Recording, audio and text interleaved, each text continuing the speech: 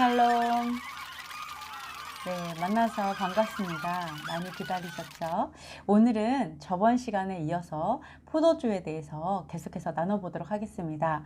포도주나 포도즙, 이러한 것이 얼마나 대중적인 음료였고, 그리고 정말 필요한 음료였는지, 그것에 대해서 우리 성경으로서 한번 찾아보도록 하겠습니다. 그리고 또한 성경뿐만 아니라 우리가 과학적으로도 한번 살펴보도록 하겠습니다. 포도주는 먼 거리를 여행할 때, 그리고 전쟁 시에, 또 대치하고 있을 때, 그리고 힘든 일을 할 때 양식과 함께 꼭 마셔야 하는 음료였습니다. 이것을 한번 찾아보면요, 이새가 떡과 한 가죽 부대의 포도주를 다윗을 통해서 사울에게 보냅니다. 그래서 사울은 골리앗과 대치하는 상황에 있었죠. 그때 바로 다윗을 통해서 포도주를 보내는 것을 볼 수가 있습니다. 또한 아비가일이 급히 포도주 2가죽 부대를 또한 다윗에게 보내주는 것을 우리가 볼 수가 있습니다. 이렇게 이제 전쟁에 대치 중일 때 꼭 필요한 음료였구나라는 걸 볼 수가 있고요. 다윗이 다시 성으로 돌아올 때 무비보셋의 종 시바가 포도주 한 가죽 부대를 싣고 다윗을 맞이하는 것을 볼 수가 있습니다. 내가 당신의 벌목하는 종들에게 포도주 2만 밭과 기름 2만 밭을 주리이다. 이렇게 솔로몬이 성전을 짓고 있는 종들에게 포도주를 보내는 것을 볼 수가 있습니다. 이와 같이 이렇게 힘든 일에도 이게 포도주를 제공하였다라고 볼 수가 있습니다. 그리고 일반적인 식사와 함께 마셨습니다. 인자는 와서 먹고 마시며 말하기를, 보라, 먹기를 탐하고 포도주를 즐기는 사람이요 세리와 죄인의 친구로다, 이렇게 이야기하고 있습니다. 그래서 예수와께서 음식을 탐하고 포도주를 즐겼다, 이렇게 이제 비난하고 있지만, 이거는 비난하는 사람들의 말이죠. 예수와께서 정말 음식을 탐했다라고 생각하시나요? 아니겠죠. 그렇기 때문에 포도를 즐겼다? 이거보다는 포도주를 마시는 걸 보면서 비난을 한 거죠. 그러나 즐겼다, 음식을 탐했다, 이것은 비난하는 자들의 말이죠.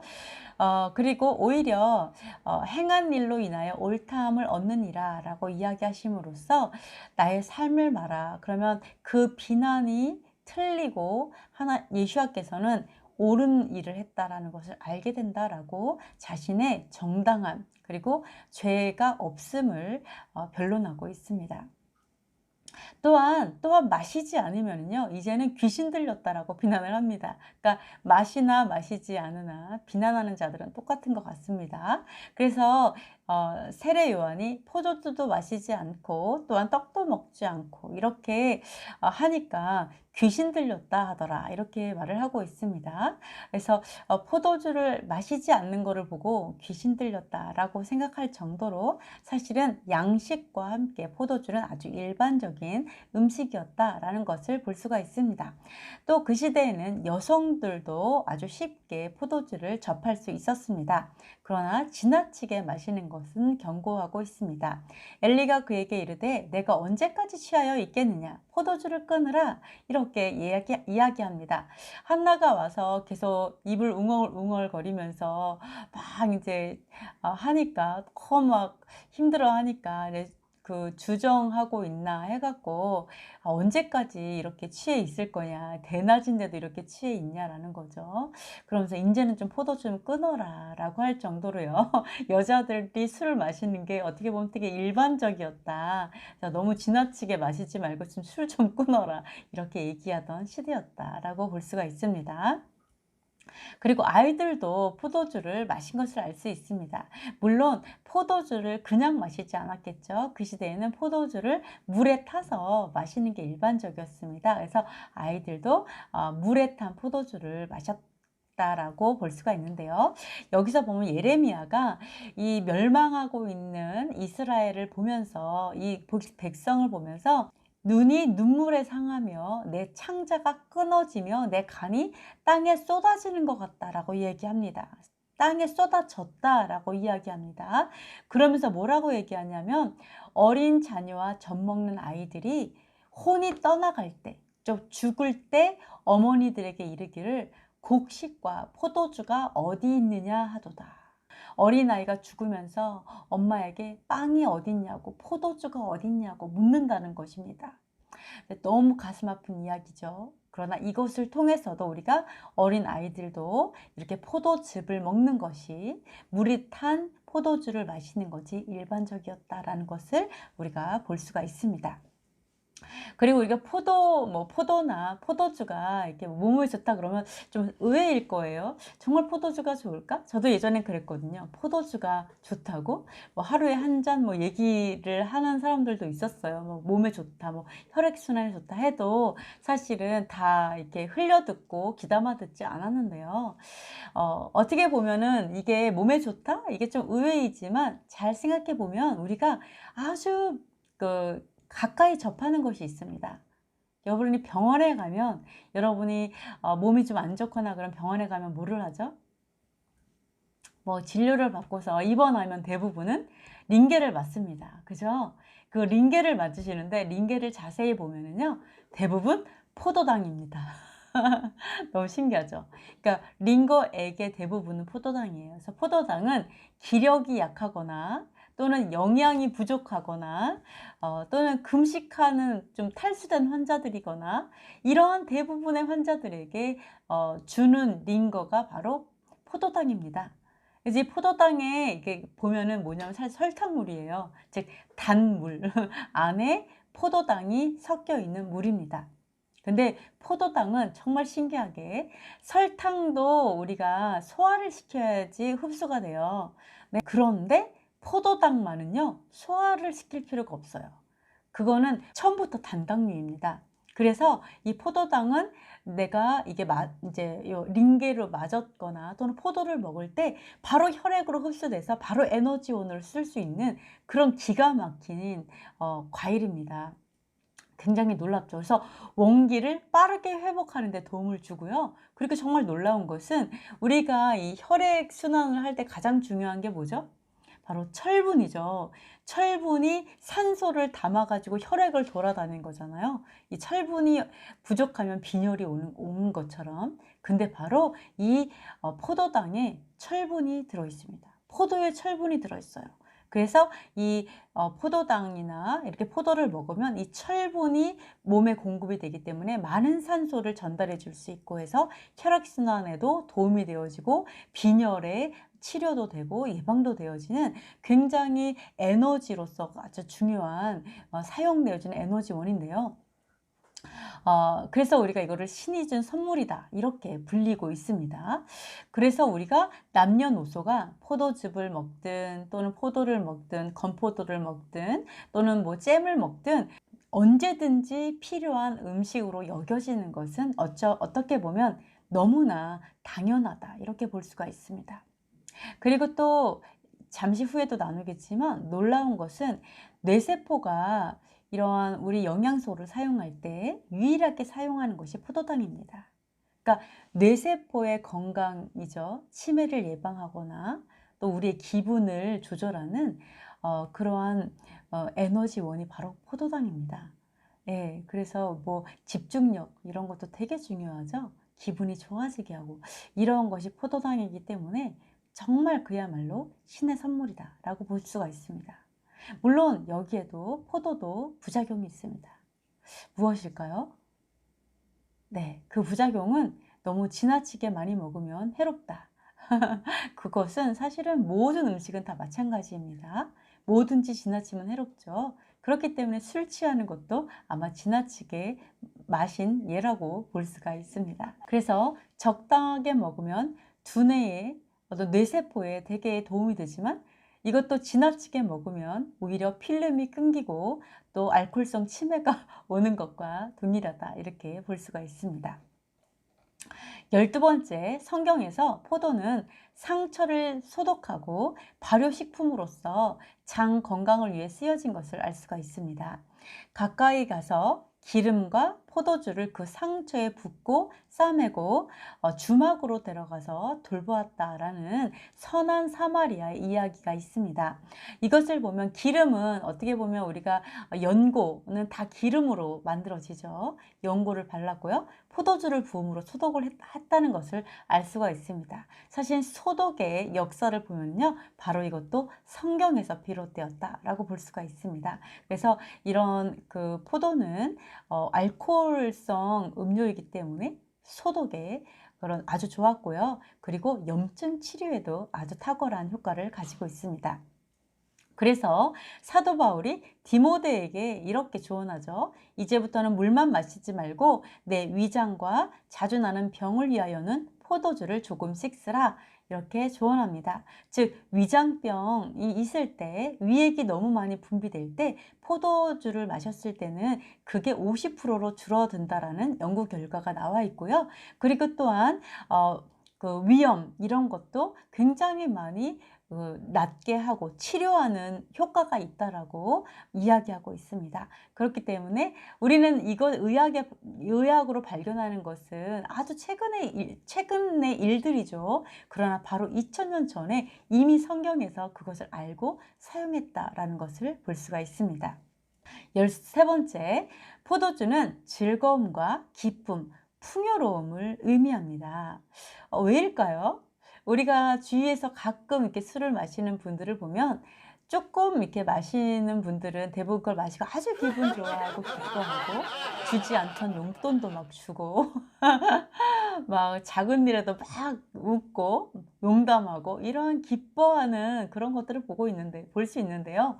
왜 포도주는 이렇게 마시는 사람에게 즐거움과 기쁨을 주는 것일까요? 그리고 왜 포도주뿐만 아니라 포도당이라는 건 당이죠. 아주 달달하는 거거든요. 단 음식을 얘기합니다. 이런 단 음식들은 우리에게 기쁨을 주는 것일까요?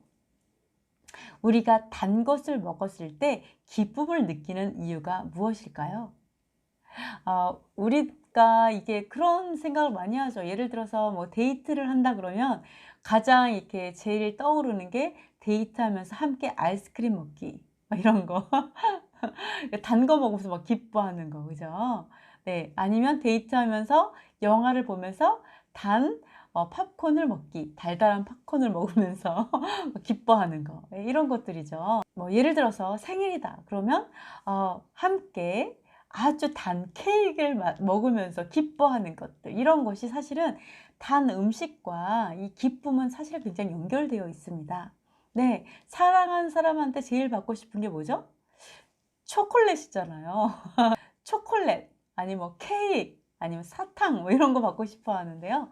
이와 같이 이렇게 기쁨과 단 것은 연결되어 있다. 근데 왜 그럴까요? 왜 단 것을 먹거나 생각하면 기분이 좋아지는 걸까요?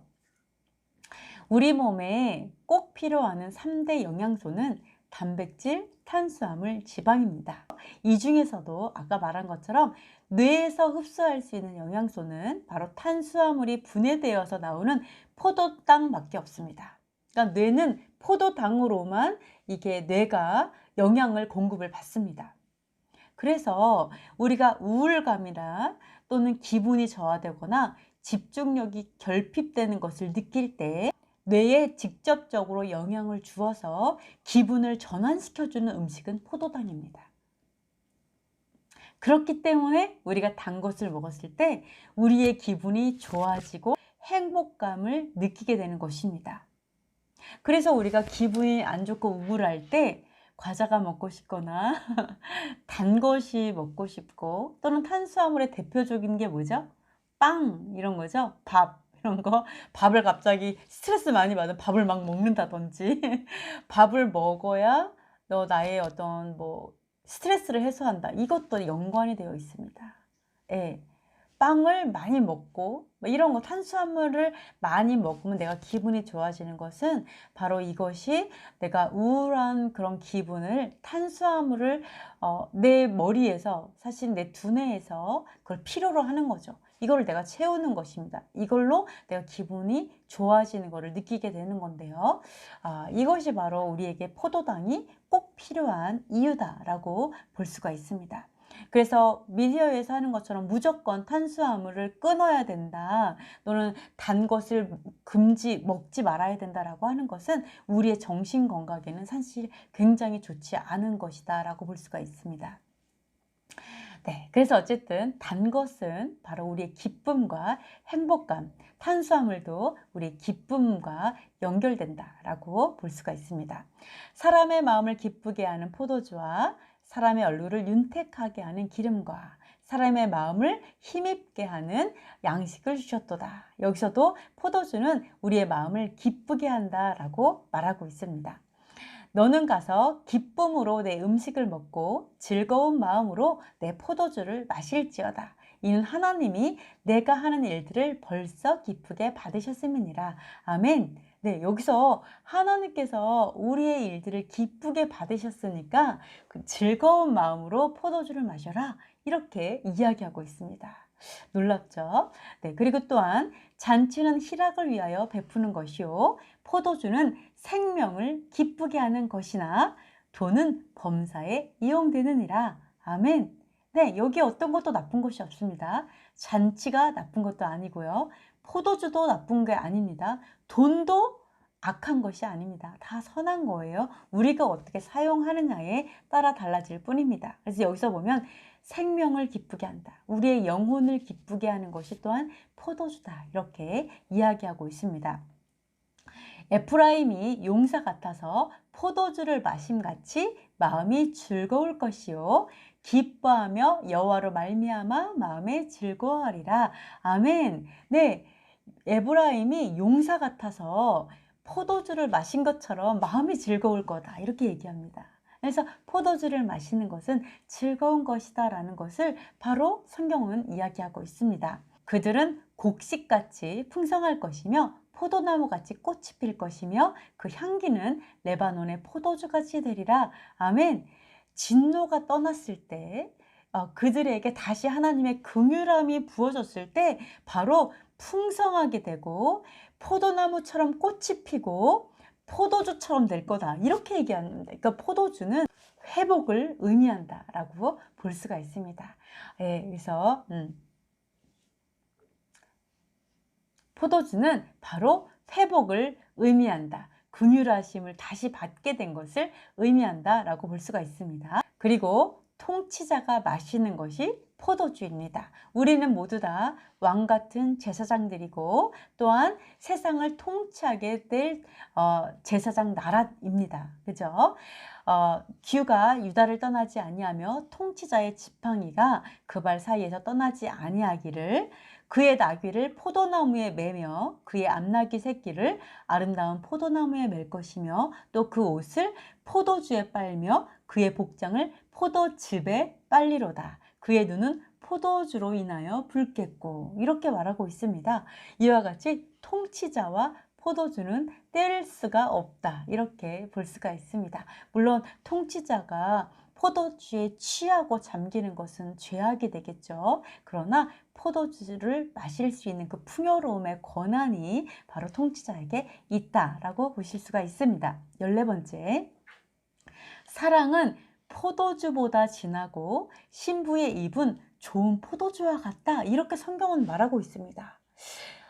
잠깐 성경을 보시면 내게 입맞추기를 원하니 내 사랑이 포도주보다 나음이로다.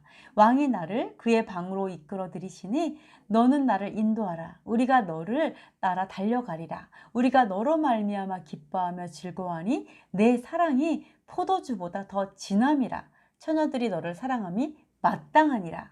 여기서 보면 너의 사랑이 포도주보다 낫다, 너의 사랑이 포도주보다 더 진하다, 이렇게 사랑을 포도주와 비교하고 있습니다. 너무 놀랍죠? 왜 사랑을 포도주와 비교할까요? 왜 그럴까요? 왜 포도주? 좀 신기하죠? 왜 포도주와 이런 술과 비교하는 걸까요?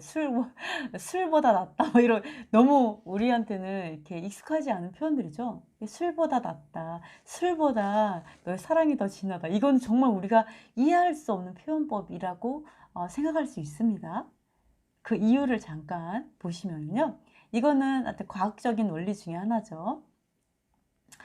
이것은 호르몬하고 상관관계가 있다고 볼 수 있습니다.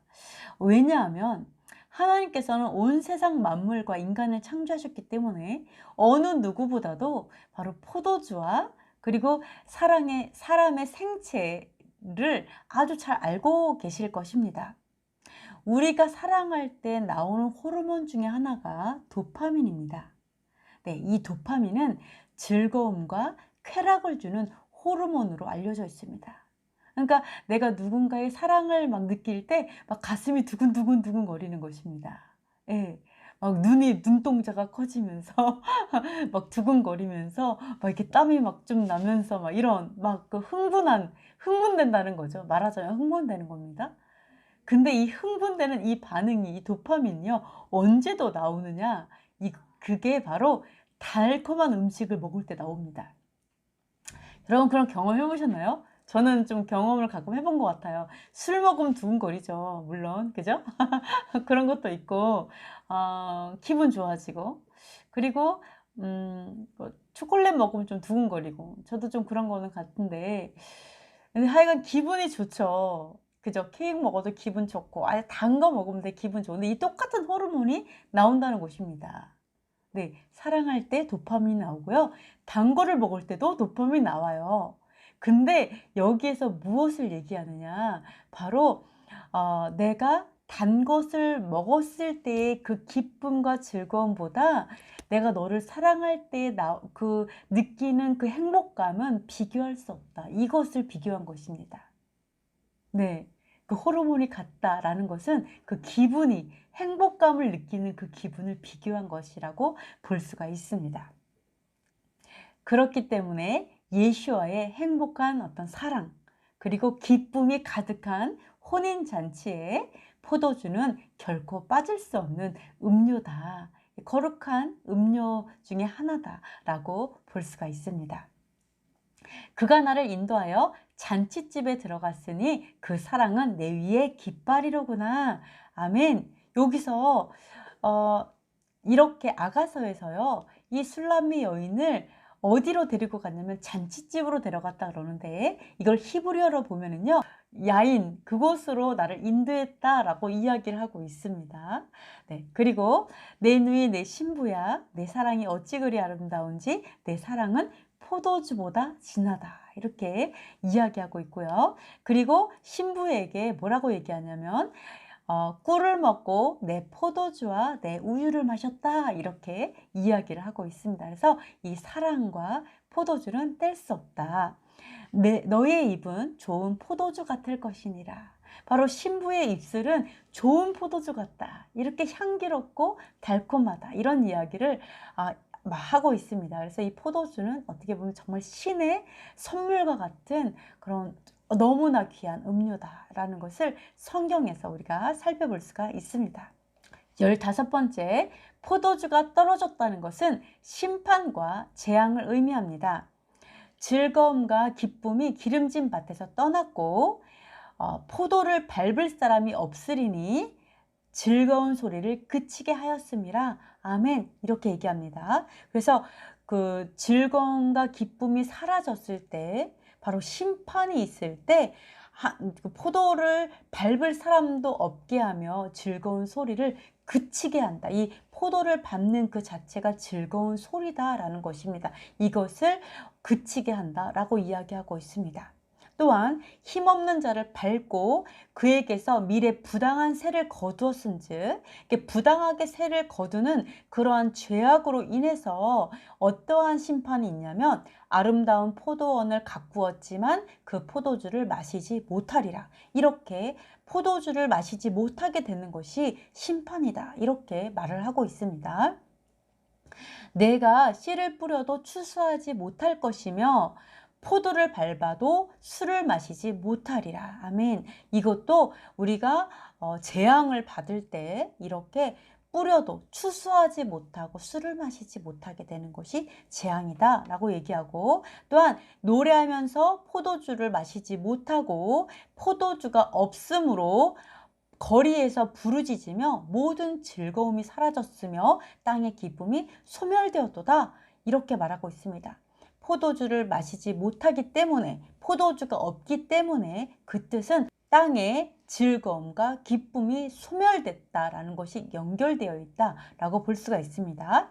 기쁨과 환희가 땅에서 빼앗겼도다. 내가 포도주 틀에 포도주가 끊어지게 하리니 그 외침은 즐거운 외침이 되지 못하리로다. 이렇게 기쁨과 환희를 포도주와 연결시켜서 끊어지는 것, 이것이 심판과 재앙이다, 이렇게 말씀하고 있습니다. 그런 의미에서 16번째, 예수와께서 첫 번째 표적을 바로 포도주가 끊어졌던 그 혼인잔치에서 보이셨습니다. 정말 그 포도주가 끊어졌다라는 것은 재앙을 의미한다고 했죠. 심판과 저주를 의미한다고 했는데 바로 혼인잔치에서 이 포도주가 끊어졌던 것입니다. 이랬을 때 첫 번째 표적으로 이 끊어진 곳에서 물을 포도주로 만드는 기적을 일으키셨습니다. 왜 하필이면 첫 번째 기적이 술을 만드는 것이었을까요? 예수와께서 오시면서 술을 광고하기 위해서 그러셨을까요? 아니면 술을 마시라고 더 부추기기 위해서 너무 또 술을 좋아하셔서 이렇게 오셨던 것일까요? 우리의 혈액은 물과 소금, 포도당으로 구성되어 있습니다. 그래서 우리가 물을 마신다는 것은 수혈을 하는 것과 똑같습니다. 그 이유는 물을 마심으로 인해서 혈액량이 늘어나기 때문에 꼭 수혈을 받는 것과 같다라고 볼 수가 있습니다. 양이 늘어나니까요. 그래서 우리가 탈진된다는 것은 사실은 혈액에 수분이 부족하다는 것을 의미합니다. 물이 부족한 거죠. 그래서 물은 바로 혈액이 되고 생명과 직결된다, 이렇게 볼 수가 있습니다. 아시겠죠? 물이 혈액이 됩니다. 왜요? 물을 마심으로 인해서 혈액 양이 늘어나니까요. 물이 혈액이 되죠. 그래서 이것이 생명이 됩니다. 왜요? 물이 없으면 우리가 죽으니까. 그러면 다시 한번 생각해 볼게요. 왜 예수와께서 물을 포도주로 만드셨을까요? 포도주는 예수와께서 피라고, 생명이라고 말씀하셨거든요. 네, 물은 말씀입니다. 그죠? 그리고 말씀은 곧 생명입니다. 말씀이 바로 피, 포도주, 말씀이 생명이 되게 하시는 것이 예수와의 표적이었습니다. 말씀이 생명이 되도록 하는 것. 물은 있었어요. 혼인잔치에 물이 없지 않았어요. 물은 있었지만, 말씀이 있었지만 이것이 생명으로까지 연결되지 않았던 그런 상태였어요. 혼인이었지만 그때 예수와께서 오셔서 바로 물이 생명이 되게 하신 것입니다. 이것이 첫 번째 표적이었죠. 그럼 물이 어떻게 생명이 되게 하셨죠? 이것은 바로 예수와께서 자신을 희생하실 것, 생명을 드릴 것을 예언적으로 보여주신 표적이다 라고 할 수가 있습니다. 앞으로 자신이 말씀이 생명이 되게 하기 위해서 자신이 온전히 생명을 드릴 것을, 자신의 피를 포도주로 드릴 것을 예언적으로 보여주신 것이고요. 그리고 또한 앞으로 예수와의 결혼식이 기쁨이 될 것을 예언하신 것입니다. 그래서 그것이 첫 번째 표적이다, 이렇게 이야기할 수가 있습니다. 포도주가 떨어진지라 예수의 어머니가 예수에게 이르시되 저들에게 포도주가 없다 하니 연회장은 물로 된 포도주를 맛보고서 어디서 났는지 알지 못하되 물떠온 하인들은 알더라. 연회장이 신랑을 불러 말하되 사람마다 먼저 좋은 포도주를 내고 취한 후에 낮은 것을 내고는 그대는 지금까지 좋은 포도주를 두었도다 하니라. 아멘. 네, 그래서 더 좋은 포도주, 이것이 바로 예수와의 피다, 이렇게 볼 수가 있고요. 그 예수와의 피는 무엇이죠? 이퀄 물이라는 것입니다. 즉 말씀이라는 것입니다. 말씀이 생명이 되신 것, 그것이 예수와께서 첫 번째 보여주신 표적이다 보실 수가 있습니다. 이것은 죄사함을 얻게 하려고 많은 사람을 위하여 흘리는 바 나의 핏 곧 언약의 피니라. 그러나 너희에게 이르노니 내가 포도나무에서 난 것을 이제부터 내 아버지의 나라에서 새 것으로 너희와 함께 마시는 날까지 마시지 아니하리라 하시니라. 바로 이 언약의 피, 이 포도주는 바로 결혼식에 마시는, 결혼식을 위해서 다시 마시게 될 그 포도주를 이야기하고 있습니다. 그래서 예수와의 혼인을 상징하고 있다, 이렇게 볼 수가 있습니다. 남편들아 아내 사랑하기를 그리스도께서 교회를 사랑하시고 그 교회를 위하여 자신을 주심같이 하라. 이는 곧 물로 씻어 말씀으로 깨끗하게 하사 거룩하게 하시고 자기 앞에 영광스러운 교회로 세우사 티나 주름 잡힌 것이나 이런 것이 없이 거룩하고 흠이 없게 하려 하심이니라. 아멘. 왜 혼인 잔치에서 물을 포도주로 만드셨을까요? 바로 저와 여러분, 이 신부들이 흠과 티가 없는 거룩한 신부로 세우기 위해서, 영광스러운 교회들로 세우도록 하기 위해서 바로 자신을 주신 것입니다. 이것이 바로 가나안 혼인잔치에서 하신 바로 포도주 사건이다, 이렇게 이야기하고 있습니다. 여기서 물이 곧 말씀이고, 그리고 그 말씀이 생명이 되게 하기 위해서 예수와께서 이 땅에 오셨다라고 말씀을 드렸습니다. 그런데 여기서 정말 중요한 것은 예수와께서는 바로 말씀이 생명이 되게 하기 위해서, 이 말씀이 예수와처럼 사라지도록 하기 위해서, 본이 되기 위해서 이 땅에 오셨죠. 그래서 우리의 장자이십니다. 그래서 이렇게 본이 되기 위해 오셨는데, 우리가 만약에 예수와께서 오셨기 때문에 이제는 말씀을 안 지켜도 된다라고 생각한다면 바로 여러분은 예수와의 오심을 굉장히 잘못 오해하고 있다라고 보실 수가 있습니다. 예수와께서 오신 것은 말씀을 더 이상 안 지켜도 된다, 이것을 성립시키기 위해서 오신 것이 아니라 바로 이 말씀이 나의 삶이 되게 하기 위해서, 예수와처럼 그것이 이 말씀이 진짜 생명이 되게 하도록 하기 위해서, 흠과 티가 없는 진짜 거룩한 신부로 세우는, 말씀을 실천하는 자들로 세우기 위해서. 어떻게 실천하냐면 바로 생명을 드리면서까지도 말씀을 살아내는, 예수와의 그러한 삶을 살아내는 신부들로 만들기 위해서 오신 것이지, 예수와가 오셨기 때문에 더 이상 말씀을 안 지켜도 된다라고 생각한다는 것은 굉장한 미혹이다, 이렇게 보실 수가 있습니다. 17번째, 포도주는 언약의 피, 즉 생명이기 때문에 삶의 전부를 의미합니다. 우리가 피째 먹지 말아라, 왜냐하면 그것은 생명이다, 이렇게 해서 피, 선지도 마찬가지지만 우리가 피와 함께 어떤 동물을 먹는 것, 이것은 율법에서 금하고 있습니다. 즉 피는 생명을 의미한다, 이렇게 이야기하고 있습니다. 저녁 먹은 후에 잔도 그와 같이 하여 이르시되 이 잔은 내 피로 세우는 새 언약이니 곧 너희를 위하여 붓는 것이니라. 아멘. 예수와께서 새로운 언약을 체결하셨죠. 그 새로운 언약은 어떻게 체결합니까? 바로 계약을 맺을 때는 우리는 계약서에다가 계약을 하고 도장을 찍습니다. 그러나 성경은 바로 피로 언약을 하죠. 그래서 동물의 피로 언약을 하기도 하지만 예수와께서는 바로 자신의 피로 언약을 했기 때문에 그것이 바로 새 언약입니다. 누구도 깰 수 없는 예수와의 피로 우리를 씻으시는 그 새로운 언약이 시작된 것입니다. 만일 너희 믿음의 제물과 섬김 위에 내가 나를 전제로 드릴지라도 나는 기뻐하고 너희 무리와 함께 기뻐하리니 이와 같이 너희도 기뻐하고 나와 함께 기뻐하라, 이렇게 사도 바울이 얘기합니다. 항상 삶이 전제로 드려지는 것을 이야기한다라고 볼 수가 있습니다. 그래서 순교를 얘기한다 그러면 내가 앞으로 부어질 것이다, 이렇게 얘기했겠죠. 그런 사도 바울은 어떻게 말했냐면 전제와 같이 내가 벌써 부어지고 내가 벌써 부어졌다라고 얘기해요. 그러면서 나의 떠날 시각이 가까워졌다. 내가 이미 부어졌다라는 거 뭐예요? 내 삶이 내가 온전히 다 드려졌다. 내 삶이 그 제자들을 또 사역을 위해서 하나님의 일을 위해서 다 부어졌다라고 삶을 이야기하는 것입니다.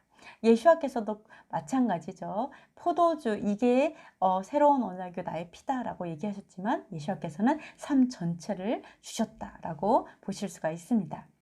18번째, 포도주는 생명이고 거룩한 말씀입니다. 그리고 포도주를 마시고 지혜를 얻고 순종하라 이렇게 이야기하고 있습니다. 오라 너희 목마른 자들아 물로 나아오라 돈 없는 자도 오라 너희는 와서 사 먹되 돈 없이 값 없이 와서 포도주와 젖을 사라. 아멘. 분명히 물로 나오라고 했죠. 근데 물로 나오라고 했는데 여기서 포도주와 젖을 사라 이렇게 얘기하고 있습니다. 네, 그래서 이 물은 말씀으로 왔지만 바로 포도주와 젖이라는 바로 생명의 말씀을 값없이 사라 이렇게 이야기하고 있는 것입니다. 그리고 지혜가 지혜 없는 자에게 이르기를 내 혼합한 포도주를 마시고 어리석음을 버리고 생명을 얻으라. 명철의 길을 행하라 하느니라. 바로 지혜가 이렇게 얘기합니다. 행하라. 바로 명철의 길, 깨달은 것을 순종함으로 지켜 행하라 이렇게 말하고 있는 것입니다. 그리고 포도주를 먹고 이 지혜의 포도주를 마시고 어리석음을 버리라 말하고 있습니다. 19번째, 새 포도주는 새로운 가르침, 교리를 의미합니다. 좀 놀랍죠? 네, 아까 생명의 말씀이라 그랬죠? 그때 새 포도주는 새로운 가르침과 새로운 교리다 이렇게 생각할 수 있는데요. 예수와와 12제자는 모두 종교개혁자였습니다. 뭐 다른 교리를 가르쳤다 이렇게 이야기하는 것이 아니라 바로 말씀에 대한 오해를 바로잡고 신선한 해석과 그리고 실천을 통해서 좀 더 하나님 아버지에게 가까이 나아가고 그리고 오해를 풀고 화목하게 되는 것을 말합니다. 새 포도주를 낡은 가죽 부대에 넣지 아니하나니 그렇게 하면 부대가 터져 포도주도 쏟아지고 부대도 버리게 됨이라. 새 포도주는 새 부대에 넣어야 둘 다 보존되느니라. 형제들아 스스로 지혜 있다 하면서 이 신비를 모르기를 원하지 아니하니 이방인의 충만한 수가 들어오기까지 온 이스라엘이 구원을 얻을 때까지 이방인의 충만한 수가 들어오기까지 어떻게 보면 그 일부의 유대인들이 예수와를 알아보지 못했고 또 이방인들이 유대인들을 향해서 눈이 가려지는 것 이런 것들 또한 하나님의 뜻 안에 있다는 것입니다. 네, 그래서 우리가 하나님의 뜻을 거스를 수는 없죠. 그래서 우리가 가려진 계시는 인정하고요. 그리고 주님께서 새롭게 열어주시는 계시는 우리가 반드시 취하고 또 열린 마음으로 받아들이는 것이 중요하다라고 볼 수가 있습니다. 우리가 알거니와 하나님을 사랑하는 자, 곧 그의 뜻대로 부르심을 입은 자들에게는 모든 것이 협력하여 선을 이루느니라. 아멘. 주님의 뜻대로 우리들은 모두 부르심을 받았습니다. 예전의 가르침과 지금의 가르침 이 모든 것은 결론적으로는 협력하여 선을 이룰 것입니다. 아멘. 20번째 마지막입니다. 예수와께서 포도를 마신 것은 결코 죄가 아닙니다. 그리고 즐긴다고 말했던 것, 음식을 탐했다 이런 것도 다 비난하는 자들의 말일 뿐입니다. 오히려 예수와께서 행동을 보면 자신이 옳다는 것을 알게 된다고 말씀하셨습니다. 그리고 또 중요한 것이 있죠. 바로 우리의 죄를 대속하기 위한 하늘 성소에 그 흠과 티가 없는 어린 양이 되기 위해서는 결코 죄가 있어서도 안 됩니다. 그래서 성경에서는 죄가 없다라고 말씀하셨습니다. 그래서 여러분이 예수와께서 술을 마셨으니까 죄를 지으신 거야. 안식일을 어겼으니까 죄를 지었다. 이렇게 오해하지 않으셨으면 좋겠습니다. 예수와께서는 안식일을 어긴 것이 아니라 안식일을 정말 온전한 그 의미로 지키시고 그 의미를 가르쳐 주신 것입니다. 여러분이 그것도 계속해서 나중에 나누도록 하겠습니다. 이를 위하여 너희가 부르심을 받았으니 그리스도도 너희를 위하여 고난을 받으사 너희에게 본을 끼쳐 그 자취를 따라오게 하려 하셨느니라. 그는 죄를 범하지 아니하시고 그 입에 거짓도 없으시며 아멘. 하나님이 죄를 알지도 못하신 이를 우리를 대신하여 죄로 삼으신 것은 우리로 하여금 그 안에서 하나님의 의가 되게 하려 하심이라. 아멘. 이와 같이 예수와께서는 범하신 적도 없고 입에 거짓말도 없으시다 이렇게 말하고 계시고, 또 죄를 알지도 못하시는 그 분을 죄로 삼으셨다. 왜요? 우리를 하나님의 의가 되게 하기 위해서, 저와 여러분을 위해서 그렇게 하신 것입니다. 네, 오늘까지 이렇게 포도주에 대해서 나눠봤는데요. 너무너무 재미있으셨나요? 네, 마지막으로 한 가지 말씀을 드리면요. 정말 포도주가 정말 이렇게 정말 좋은 음료이고 또 풍성한 어떻게 보면 축복과 연결되어 있다 할지라도, 내가 만약에 술로 인해서 죄를 짓는데 되게 연약한 사람이라면, 만약 눈이 죄를 짓게 하면 눈을 차라리 빼고 천국에 가는 게 낫다라고 얘기하시잖아요. 눈이 악한 게 아니지만 죄를 짓게 한다면, 오른손이 죄를 짓게 한다면, 오른손 나쁜 거 아니죠. 가장 필요한 거죠. 그러나 죄를 짓게 하면 잘라버리고 천국에 가는 게 낫다라고 말씀하시는 것처럼, 만약에 여러분이 그 포도주, 술로 인해서 죄를 짓는다면 차라리 아무리 좋은 것일지라도 여러분이 쳐다보지도 않고 멀리하는 것이 바로 여러분에게는 생명이 되실 것입니다. 이것을 꼭 기억하시고, 네, 다음 시간에 또 다른 주제로 뵙도록 하겠습니다. 다음에 또 뵙겠습니다. 레이트라웃.